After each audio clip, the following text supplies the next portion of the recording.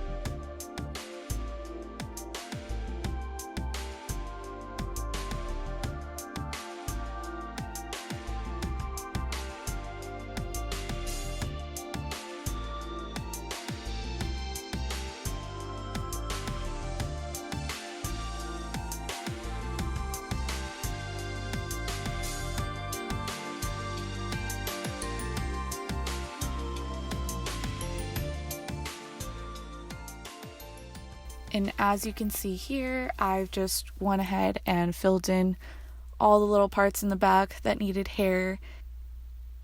You definitely have to play around to see what looks good and what doesn't. So I start just moving things around, seeing what flow of the hair looks best, what's visually appealing. And something I really love about ZBrush 2020, which a lot of people don't, but I do, I love the silhouette box in the upper left. It's just really nice and simple to be able to see what silhouette the hair is giving and if it's appealing and if it's not. So that's a super plus for me. And just some things to keep in mind in general. When you're using the move tool to place the hair, the bigger the brush, the easier it is going to be to keep it clean. Because if you're using a small brush, it'll start making the strands kind of uneven and lumpy. And then it's just really hard to get back to the clean, nice, smooth line that you had before. So I always go in with a really big size brush instead of moving little bit by little.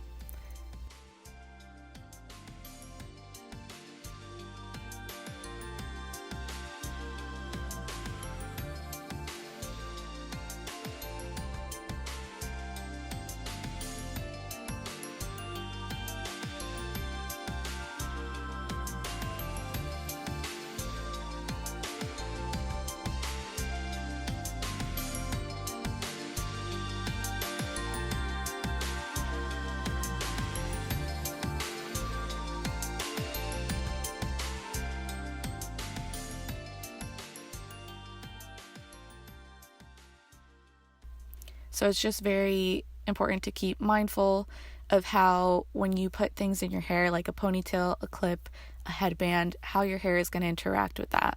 It will make a little crease in it, a dent in it. So just playing those things up. And the last thing I'll do once I have all the hair placed on, I start going in with polishing. So polishing for me means going in with the dam standard on absolutely everything and just really making those strides in the hair.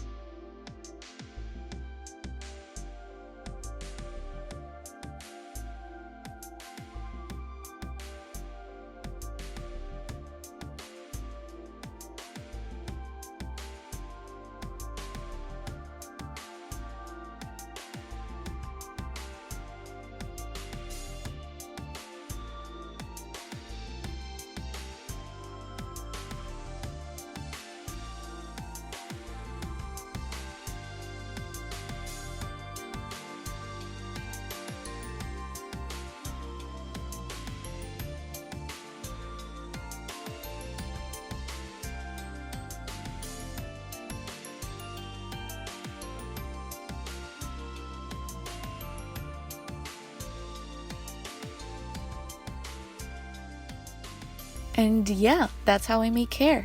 Thanks for watching this tutorial, guys.